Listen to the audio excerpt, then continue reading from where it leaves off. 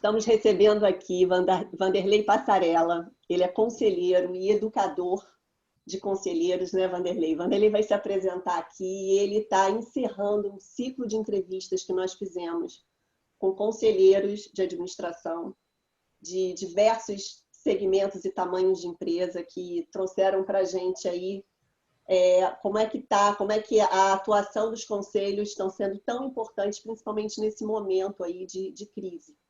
E hoje a gente vai escutar um pouquinho da experiência do Vanderlei. Eu peço para que ele se apresente e seja muito bem-vindo. Obrigado, Renata, obrigado, Sandra, pelo convite, né, de estar aqui com vocês, compartilhando um pouquinho de ideias aí sobre governança, esse tema que está começando a tomar um vulto agora cada vez maior, né? Bom, eu sou conselheiro de empresas, mas já fui executivo, fui presidente de algumas organizações, tanto abertas em bolsa como privadas, de capital fechado. E nos últimos 7 anos eu venho me dedicando só à causa da governança, seja atuando como conselheiro, seja educando outros conselheiros em processos de formação e certificação, ou até em algumas consultorias, né, para evoluir governança em empresas e desenvolver conselhos, enfim. Esse é meu universo aí nos últimos 7 anos, né? Eu fui 30 anos executivo, sou formado em engenharia, economia e mestrado em administração e tive uma carreira executiva aí típica, né? Desde coordenação até presidente aí de alguns grupos e, enfim, eu estou aqui hoje para a gente poder trocar ideia. Qual é o futuro da governança corporativa, no teu ponto de vista? Olha, já queima-roupa aí, uma ótima pergunta, né? Assim, uma pergunta de $1 milhão, vamos dizer assim. Bom, eu sou um otimista, né? Eu vejo um futuro muito bom para a governança. Gosto de uma frase de Rolf Carlson, né? Que às vezes é utilizada, eu uso também, inclusive, nos meus cursos de formação.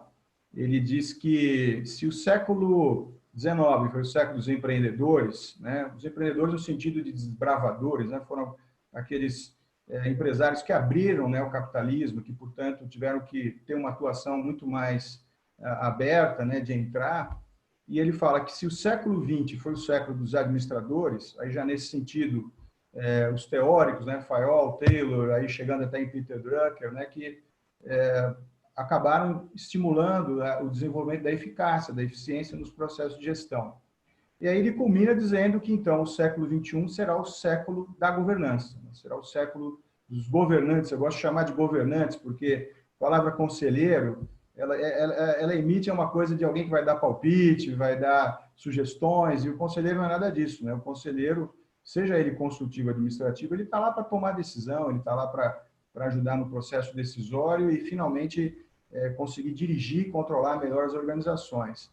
Então, eu gosto dessa frase porque ela mostra o potencial que tem a governança, né? Eu acho também uma coisa interessante, que é uma tese minha, vou dar aqui um spoiler do meu próximo livro, né? Eu já escrevi 4 livros, e aqui vai um textozinho aí do meu próximo livro, que é uma tese minha, né? A tese de que a governança corporativa, né, e a capacidade de governar, enfim, será uma competência essencial para todo o executivo, né? Assim como a gente vê competência essencial como a capacidade de liderar, ou capacidade de empreender, né? Eu vejo a capacidade de governar como essa competência. E eu tenho N exemplos aqui que eu tive, inclusive, nos processos que eu tenho ajudado aí conselheiros a se desenvolver, N casos de executivos, até presidentes de empresas, que ao conhecerem um pouco mais sobre governança e compreenderem o papel dele dentro desse processo de governança, evoluiu a própria carreira de presidência. Tem um caso de uma executiva até que citou, né, que perante uma plateia, a gente estava lá no depoimento, ela falou, olha, o fato de eu ter feito vários cursos de formação aqui contigo e tal, ajudou no processo de transformação da minha companhia, de eu me posicionar muito bem junto a um novo board. A companhia foi comprada por um fundo, falava a linguagem da governança, eu falei a linguagem deles, e no processo de reestruturação eu fui a única presidente de região que ficou, né, na reestruturação. Então foi excelente para a minha carreira atual, né, ainda mais para a minha carreira futura. Então, eu vejo essa competência de governar como algo que vai fazer parte do DNA da vida executiva, porque são funções, né, que acabam se complementando, empreender, como eu falei, administrar e governar. Por isso eu vejo um futuro brilhante, né, para a governança. Nós ainda não descobrimos o potencial da governança. Ela, até pouco tempo atrás, eu diria que até esse ano, praticamente, ela sempre foi encarada, né, a governança, como ligada a aspectos mais fiscalistas, né, aspectos mais de controle, olhar para trás, garantir o compliance, gestão anticorrupção, gestão de riscos, estamos aí cheios de problemas. E ela nasceu até com isso, na década de 90, né, para coibir os conflitos de agência, né, os conflitos entre executivos e acionistas, entre acionistas majoritários e minoritários.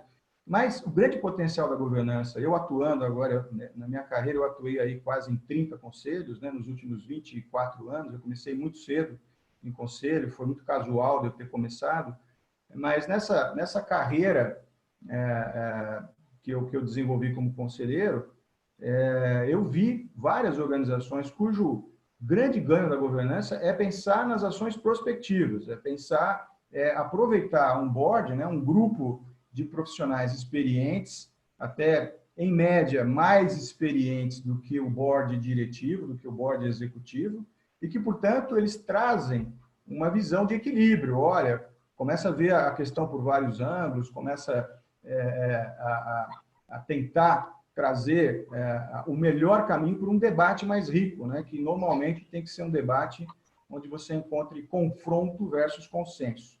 Os conselheiros, um conselho que funciona bem, né? Que conselheiros sabem disso, ele acaba confrontando ideias, né? Até chegar no consenso da melhor decisão.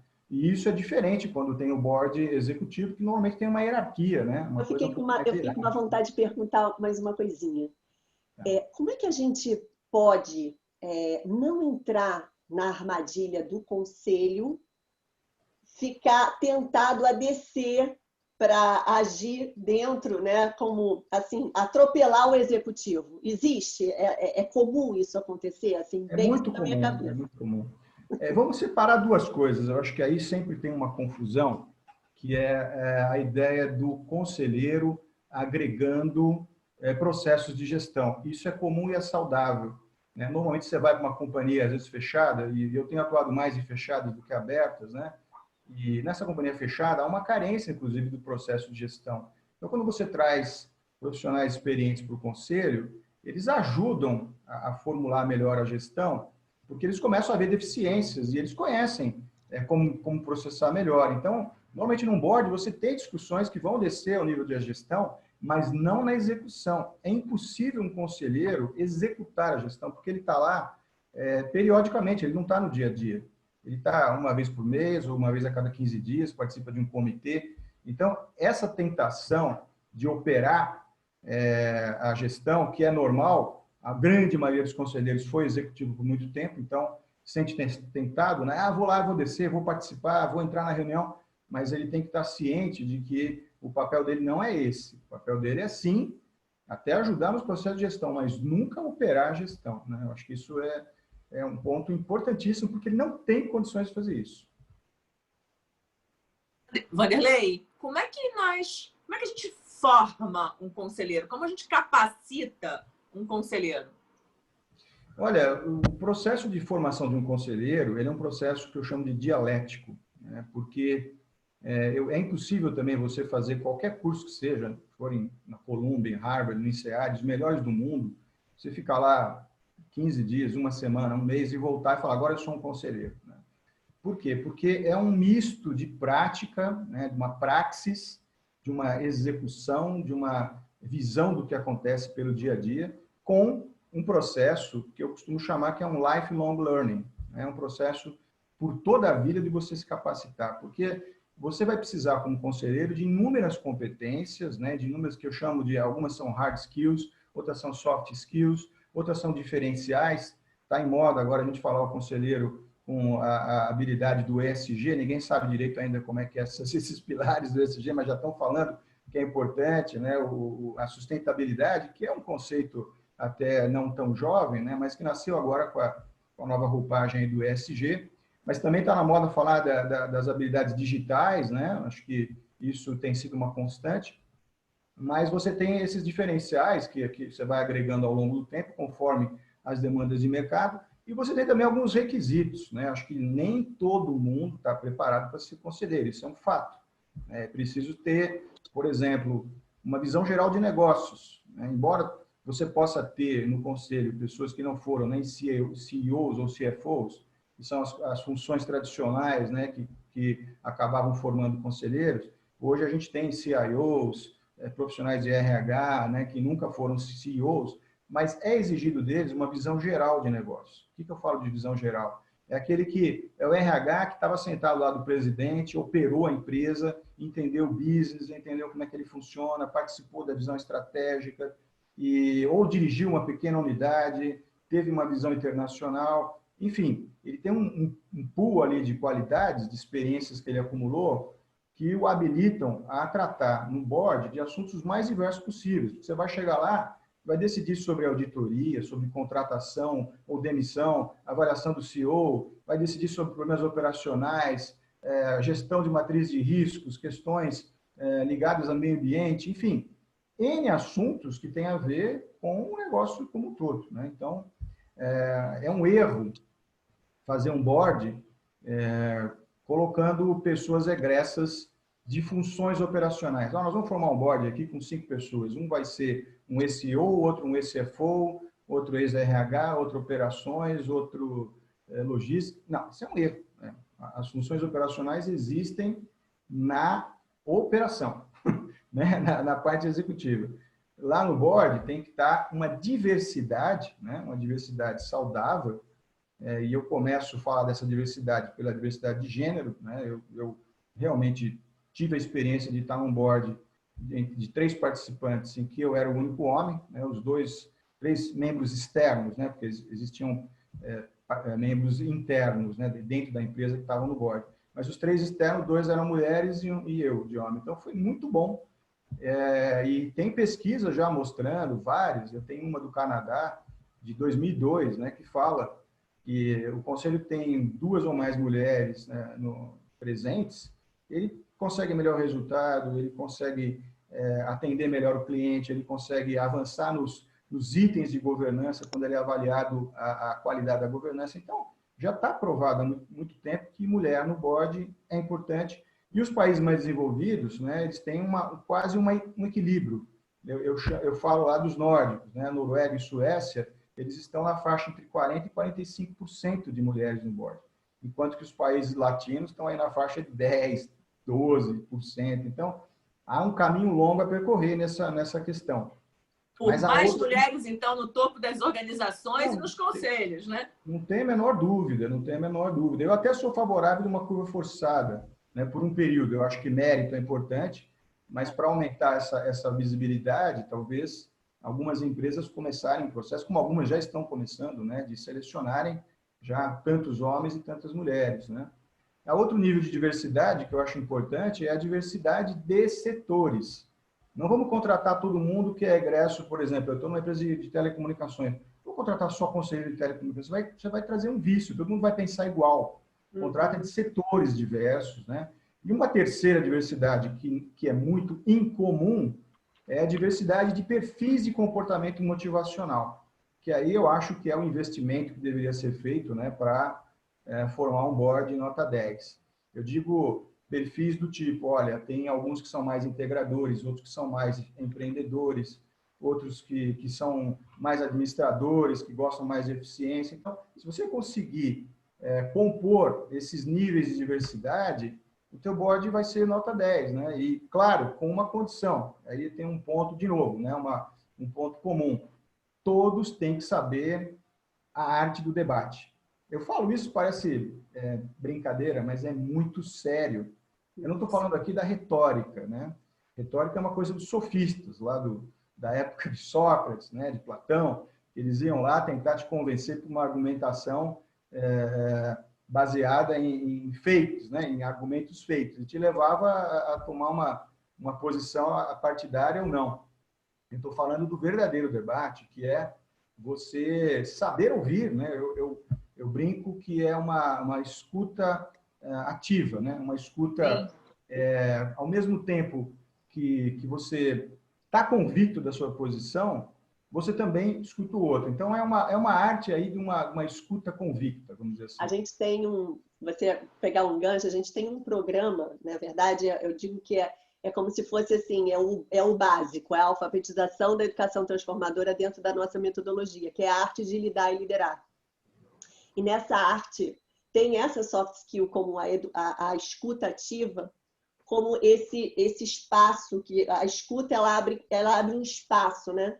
E assim, não só escutar de uma forma educada, mas como uma competência de você realmente estar presente no que o outro está falando, para compartilhamento de ponto de vista, interesse em realmente entender outros pontos de vista, porque aí é que está a qualidade. Né? Não é nem na diversidade, é na capacidade de você incluir as pessoas no debate, considerando esses pontos de vista, para chegar num terceiro, num quarto, enfim. Aí eu trago alguns outros elementos que eu acho que é importante compartilhar, né? E que eles são pouco discutidos também. Primeiro, a capacidade do presidente do conselho. O presidente do conselho não é presidente, ele não é chefe do presidente executivo, ele não é chefe dos outros conselheiros. Ele é alguém que tem essa habilidade de trazer o debate, de chamar as pessoas que estão participando menos, né? Ele é, vamos dizer assim, um articulador dessa reunião, né, para ir bem. Então, esse é um papel importante. A segunda coisa que eu chamo a atenção é que o conselho funciona bem porque ele agrega essas visões diferentes, né? Então, cada um vai ver a torre com um ângulo diferente. E se todo mundo estiver preparado para estar convicto do que está vendo, então defender a posição, mas ao mesmo tempo escutar o que o outro está falando, e esse é um paradoxo, né?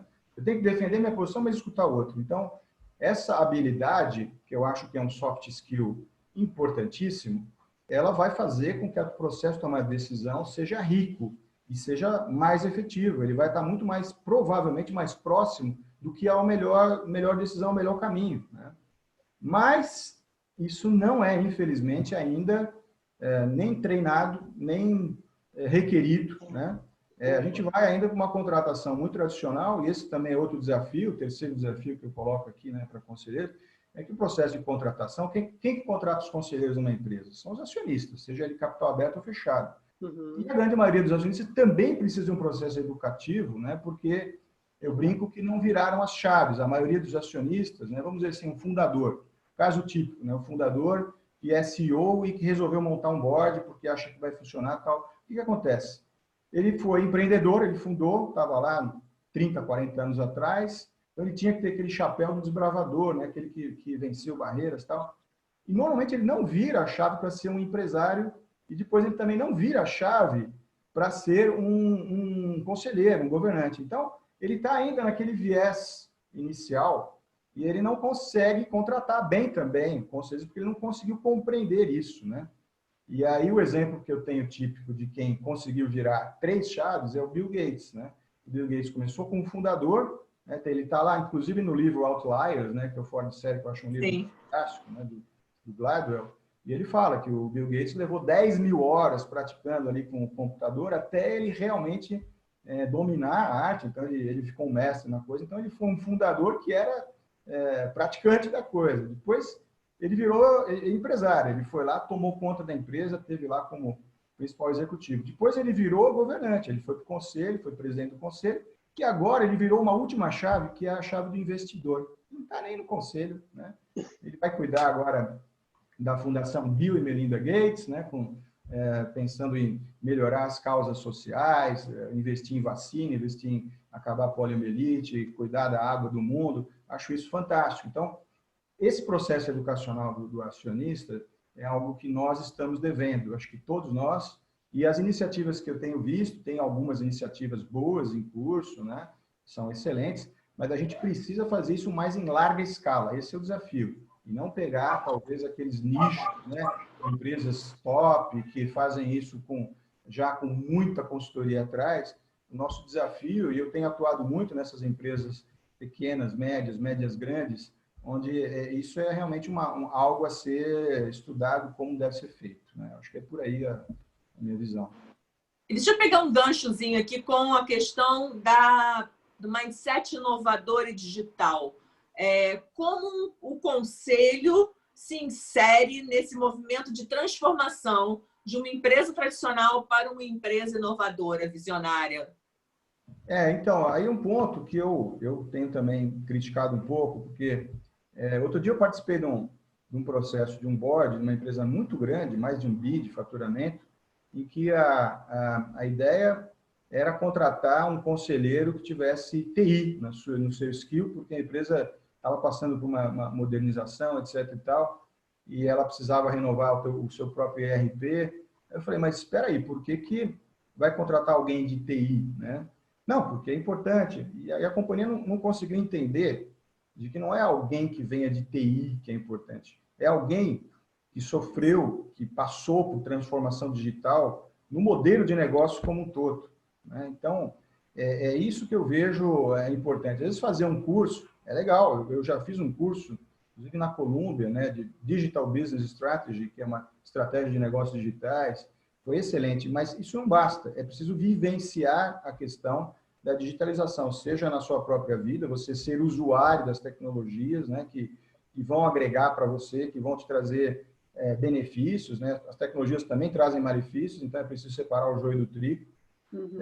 Mas, ao mesmo tempo, entender que há um aspecto tecnológico aqui, técnico, que nem sempre você, como executivo, vai dominar, aliás, na maioria das vezes, não vai, né? Por isso, a questão de TI, simplesmente, a parte técnica não é tão relevante, que você contrata isso. Mas o importante é o modelo de negócios. Como é que você vai transformar uma companhia que atua dessa forma e ela vai passar para um outro modelo, mantendo o seu core, né, de geração de valor? Como é que ela cria valor? Onde é que estão os pontos principais? Como é que ela transfere isso, né? Então, esse é o grande desafio. E os conselheiros têm que se atualizar com isso. Portanto, o primeiro passo é viver essa transformação digital em si mesmo. Ter um mindset mesmo voltado para esses casos, né? E depois estudar modelos de negócio. Acho que a competência fundamental de qualquer conselheiro que está lá no board, governante, né, que eu brinco que é o nome correto do governante, aquele que governa, é conhecer processos estratégicos, até mais do que processos digitais.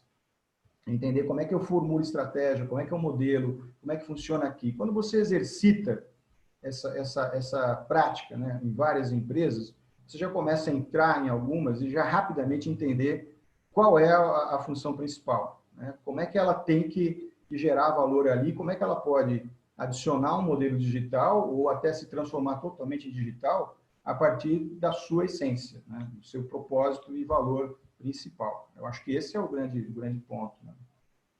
As empresas que estão que ainda não têm um conselho, mas que pensam em constituir um conselho, qual é a orientação que você dá para que ela tenha, assim, essa capacidade de, enfim, de formar, né? Como é que tudo começa? Qual é o ponto de partida? Quem que ela procura?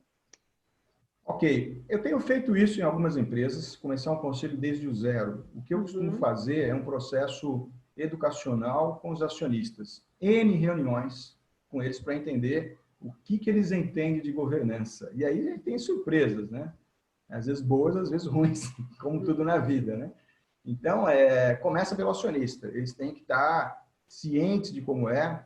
Outro dia eu fui chamado também para esse tipo de processo, né, para um acionista de uma empresa que queriam educar os seus conselheiros em bloco, né? Eu falei, mas quem são os conselheiros?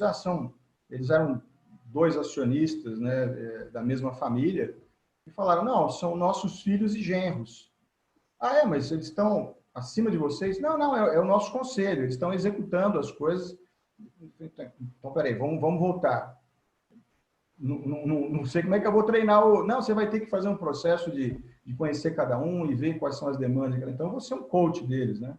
Assim, então, eles não sabem. Isso, para mim, foi um choque, porque esse conselho não é um conselho, isso aí é um processo de preparação de sucessão, né? Com executivos que deveriam estar do lado deles aprendendo como é e um dia escolher alguém que vai suceder e aí, de repente, montar de fato um conselho, um grupo que vai estar em cima, né, dirigindo, controlando, supervisionando esse presidente, né? Porque o grande papel da relação do conselho com o presidente é muito parecida com a relação educacional que a gente tem com os filhos, né? Nós precisamos elevar a autoestima do presidente, porque se ele não ter uma boa autoestima, ele não vai realizar um bom trabalho, não vai estar animado, e aí ele não vai conseguir ser quem ele é. A mesma coisa com os nossos filhos. Como é que a gente faz eles terem autoestima, saber quem ele é, descobrir os pendões, né? Descobrir as tendências, né? O que eles gostam de fazer? Então, vamos auxiliá-lo nisso. E, ao mesmo tempo, paradoxalmente, de novo, trazer limites. O que é limites para os filhos? Ele falou, olha, aqui está aqui o rio, você tem que chegar lá no topo, mas você não pode sair pela margem e andar na terra, você vai andar no rio, né? Então, isso é limite. É a mesma coisa na questão do board com o presidente. Ele fala, olha, a gente está aqui para te estimular, para te dar apoio, nós vamos juntos, vamos discutir, mas, ao mesmo tempo, nós vamos te supervisionar. Você não pode passar disso, tem aqui valores, tem aqui algumas regras, né? Tem compliance, tem tudo isso que a gente vai observar. Então, essa é uma relação construtiva, mas que também é paradoxal. Então, compreender esse papel do conselho é o principal ponto de educação para os acionistas, porque senão eles vão contratar conselheiros achando que eles vão operar a empresa, né? Que é o grande erro. E eu vi isso N vezes. Vou contratar um conselheiro porque ele vai ajudar aqui na TI, vai ajudar aqui na auditoria, ele vai ajudar aqui em tal. Pô, mas então você precisa de consultores, você não precisa de conselheiros.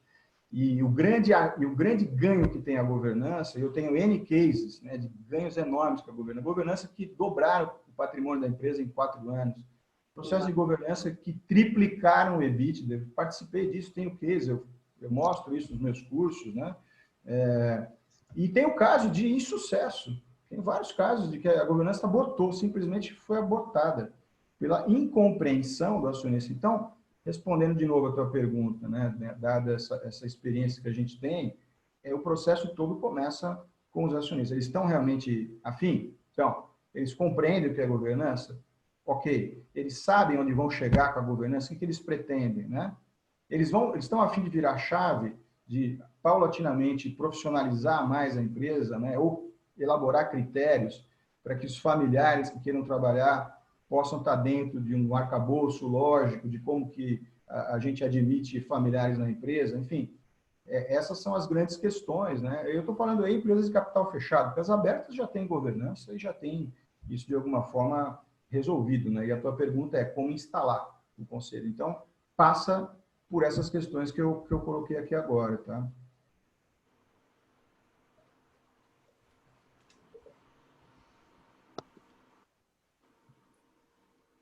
Vanderlei? Sim. Sob o ponto de vista de qualidade de governança, que você comentou numa parte aí do seu testemunho, como é que qual o indicador, qual é o parâmetro que você imputa para uma empresa se ter uma boa governança? Bom, são N fatores, né? A gente costuma medir 20 pilares. Quando eu faço esse processo de assessment de governança, já fiz em algumas empresas, inclusive algumas muito grandes. Acabei de fazer esse processo para uma das maiores empresas agropecuárias, né, do Brasil, uma empresa que chegou a ter 500 mil cabeças de gado, e a gente analisa 20 pilares, né? Então não é uma resposta simplista, né? Você tem a questão de como é que é a relação do conselho com o presidente, existe processo de avaliação do conselho, do presidente e dos conselheiros, a empresa tem um planejamento estratégico que respeita determinadas características de envolvimento dos conselheiros numa hora certa e dos executivos em outra hora, ou até de consultores para apoiar o processo. Então, a gente vai avaliando esses, no meu caso, aí, em torno de 20 pilares e vai pontuando, né? E aí a gente chega a um índice de governança, né? Várias consultorias têm também seus próprios pilares, né? E a questão, uma pesquisa recente que foi feita em 2015, né, por uma tese de doutorado, né, de administração, esse estudante, que é o Caldas, o sobrenome dele, ele pesquisou no finalzinho, na virada da década de 2002, se não me engano, até 2004, de 2012 até 2014, se não me engano, desculpa, não foi 2000, foi mais nessa década, ele pesquisou as N empresas abertas na Bovespa na época, se não me engano, eram umas 400 mais ou menos, e ele elaborou também alguns pilares, também em torno de 20. E como essas empresas são abertas, elas têm que publicar tudo isso. Então, ele pegou esses pilares e fez um ranking de melhor governança, quem está melhor nesses pilares. E aí avaliou o resultado dessas companhias vis-à-vis o resultado dos concorrentes. Ele fez, então, um valor de mercado superior, que seria, vamos dizer assim, o valor de mercado da companhia comparada com os pares do mesmo setor. E ele descobriu uma correlação positiva. Quanto maior o índice de governança, maior o resultado da companhia. Então, essa é a tese. Quer dizer, boa governança traz resultado financeiro, inclusive. Então, esse é um exemplo muito prático e claro, da relação desses pilares com a entrega de resultados. Tá? Então, é mais ou menos isso que a gente acaba fazendo quando tenta desenvolver a governança de uma empresa. Entendi. Renata? Qual o momento que você entende que uma empresa ela tem que formar o seu conselho? O momento que ela precisa formar, vamos dizer assim, ela já tem uma governança, não tem, vai começar do zero? Pensa numa empresa que ela está começando a vida dela. Qual é o momento da gente implantar um conselho? Tá, essa resposta, ela não está no momento cronológico da empresa, ela está no momento de maturidade. Isso é importante. A maturidade, de novo, dos acionistas, dos executivos também, claro. Então, você pode implantar uma governança quando a empresa é uma startup, quando ela está em processo de aceleração. A gente tem feito vários desse tipo, onde a empresa já vai crescer com uma base, já vai ter resolvido o conflito entre acionistas, já vai ter um protocolo de governança estabelecido, que vai dar as regras de como funciona, ela já vai estar preparada se vier um investidor, se vier um private equity, ou então um investidor anjo. Então, ela estabelecendo uma governança logo cedo, ela se prepara melhor para os processos subsequentes que ela vai enfrentar. Então, por isso que é a maturidade. Empresas, por outro lado, existem startups que vão ter governança só na véspera de fazer um IPO, já quando está grande para entrar na bolsa. Então, a resposta não é o tempo cronológico, mas é o tempo de maturidade, e que, obviamente, essa maturidade traz aceleração. Como eu falei, se você conhecer como executivo governança, você acelera a tua carreira. Se você, como empresa, adotar a governança cedo, você acelera teu progresso. Claro que não é uma regra exata, não é uma regra de 3, mas é uma regra probabilística, como foi feita essas pesquisas. A probabilidade de você acelerar teu resultado é maior. Então, é por aí que eu vejo a hora de instalar a governança, o momento ideal. Traduz essa maturidade para a gente. A maturidade é o conhecimento, como eu falei, é entender que isso funciona e estar disposto a abrir mão de determinadas coisas. Como eu falo, o empreendedor, ele precisa estar logo no início disposto a abrir mão um pouquinho daquela capacidade que ele tem de tomar todas as decisões. Porque vamos pensar, na hora da startup, eu estou lá como único agente decisor, quando eu falo empreendedor, o fundador. Então, ele vai decidir tudo, ele vai centralizar. E é normal você ter vários empresários que foram ótimos empreendedores, muitos centralizadores. Isso é uma espécie de constatação que a gente tem. Porque ele foi obrigado, cedo na sua carreira de empreendedor, a ser centralizador, mas ele não virou, ele não passou dessa fase. Então, a maturidade que eu digo é isso, é quando os principais agentes estão compreendendo, estão dispostos a abrir mão de parte do processo decisório, porque entendem que, agregando outros agentes para tomar decisão, ele vai ter um processo mais rico e mais próximo do acerto. Essa compreensão é que é chave, por isso que eu falo maturidade. E o outro ponto que eu acho importante nesse processo de tomar decisão é clarificar um pouquinho, isso eu faço muito nas primeiras aulas dos meus cursos, nos primeiros momentos, é falar assim, o que no fundo é governança? Governança é tomar decisão sobre as grandes questões, aquelas importantes, mas não tão urgentes, as decisões urgentes são para os executivos, que estão relacionadas à direção e controle da organização. E nós precisamos, para a governança ser muito efetiva, engajar os públicos para que eles também tomem decisão. Ah, mas o público vai tomar decisão? Como assim? É fácil exemplificar. Cliente. Cliente toma decisão na tua empresa?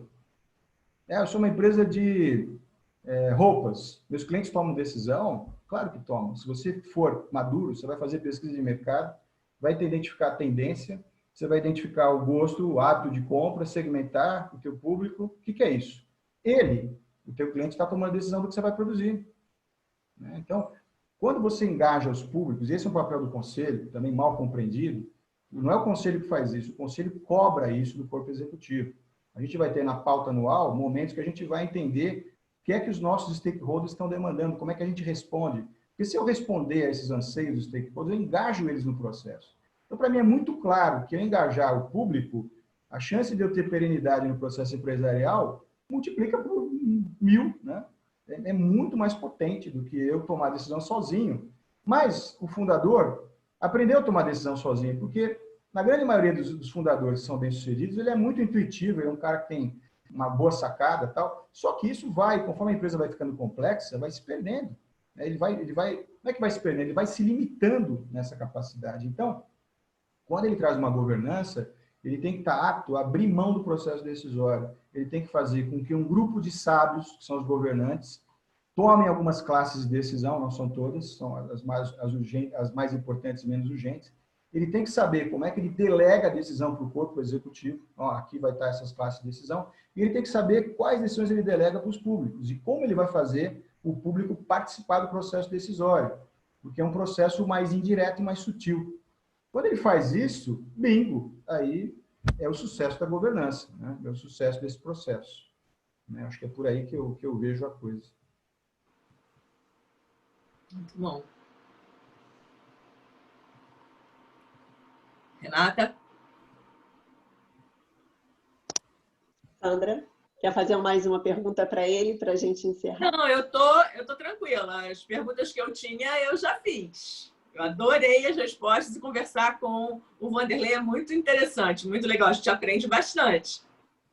Vanderlei, obrigado. Então, deixa para a gente aqui uma mensagem final, né? E como é que as pessoas te encontram?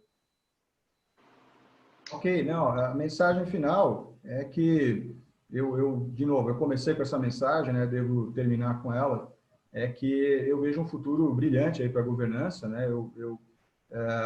Falando um pouquinho de como é que eu acabei caindo nisso, né? Até mencionei em passant, eu tinha com 35 anos e uma empresa me convidou para ser presidente, era uma empresa de um marketplace de internet. Eu não topei ser presidente e eles me convidaram então para ser conselheiro, eu não sabia o que era. E lá fui aprender inicialmente como que era atuar como conselheiro, aí fui estudar e aí gostaram de mim, me indicaram para outras empresas de familiares, e assim sucessivamente eu acabei entrando no processo. Depois fui ser presidente de grandes grupos que tinham coligadas e fui ser presidente do conselho ou conselheiro das coligadas. Então, o processo ficou rico nesse sentido e foi casual. Mas, em determinado momento, eu cheguei na minha transição de carreira, né, e decidi me dedicar só à governança e alguns processos de mentoria. Eu faço mentoria para presidentes e alguns executivos se levam, né, para ajudá-los aí nos seus processos de negócios e na sua evolução pessoal. E acabei fazendo isso para N executivos e eles me pediam, poxa, você não quer trazer aqui um workshop para a gente, né, para a gente entender um pouquinho de conselho? Você tem uma visão muito prática, né, da governança pelos erros e acertos, né? E por ter estudado em paralelo, como eu falei, eu fiz esse processo dialético, né, de estar atuando e estar estudando. E aí foi um sucesso, aquilo gerou então um programa, né, que eu faço para conselho, para começar, para dar energia de ativação, né? Eu brinco que não é um programa que ele é conceitual, ele é muito... As pessoas brincam que é um programa Nelson Rodrigues, né, a vida como ela é. Eu venho com N casos, né, trazendo assim as experiências, e aí eu falo de governança, falo da vida de conselheiro, como é que você tem que se preparar. Então, e isso naturalmente desembocou depois em trazer certificações. Eu trouxe uma certificação do Canadá, né, que está à disposição dos brasileiros aqui, quem quiser fazer e não precisar ir para o Canadá, ele é em EAD, é um processo muito rico.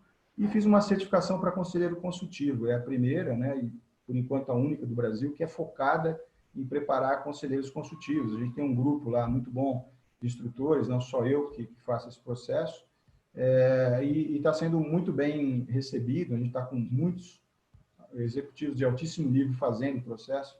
Então, eu sou muito otimista, que eu acho que a gente tem, inclusive, uma missão, né? Eu acho que eu vejo que eu vejo um propósito forte, né? Que a governança, ela é transformadora. E a carreira de conselheiro, ela é uma carreira de impacto. Ela tem um impacto na sociedade muito forte.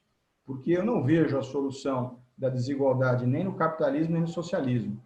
Até, às vezes, sou criticado. Como você não é capitalista? Não, eu não vejo o capitalismo como ele está formulado, né? Eu acho que ele acaba promovendo mais desigualdade. Mas eu vejo a solução na empresa, né? Então, eu logo cedo, quando eu fazia economia, eu tive acesso a um livro, né, do Paul Eugène Charbonneau, que ele dizia assim, o título do livro é Entre Capitalismo e Socialismo, a Empresa Humana. E eu vejo isso claro para a carreira de conselheiro. Se você se adequar, se você realmente pensar que você tem um propósito de ajudar essas empresas, de torná-las melhores, de humanizar o processo, de trazer os stakeholders para tomar decisão, cara, você vai estar transformando esse capitalismo, né? E está indo caminhando em direção a um capitalismo consciente, né? Algum movimento que eu também admiro, né? Eu também já participei. Então, eu acho que a profissão de conselheiro é uma profissão de impacto. E eu acho muito importante, quem quiser segui-la, começar logo a compreender, né, e se dedicar à causa, porque ela é uma causa de N anos. Você vai levar dezenas de anos e vai ter um horizonte de atuação também muito amplo. Você vai além dos 50, 60, chegando à beira dos 80, plenamente ativo como conselheiro. Então, essa é a minha mensagem final. Quem quiser me encontrar, procura no meu site, né? www.celint.net.br. Celint é CELINT.net.br. Celint é a abreviação de Centro de Estudos em Liderança e Governança Integral. Então, olha, eu acho que o nosso trabalho na RN Educação Transformadora vai facilitar a formação dos futuros conselheiros, que ainda não é conselheiro, não. A gente vai trabalhar a base. E a Sandra, ontem, a gente fez uma live e a gente fez sobre felicidade corporativa e trabalhar o mindset da liderança, justamente trazendo essa humanização, né, Sandra? Sim, com certeza. Eu acho fundamental as lideranças serem positivas e acho fundamental o que você colocou agora em relação à perenidade desses executivos que chegam aos 60, 70 anos, terem um papel relevante nessas organizações, fazendo essa perenidade da carreira. Eu acho isso muito importante, ter esse horizonte em mente, né? Isso é muito importante. Olha, adorei te receber aqui, adoramos, né?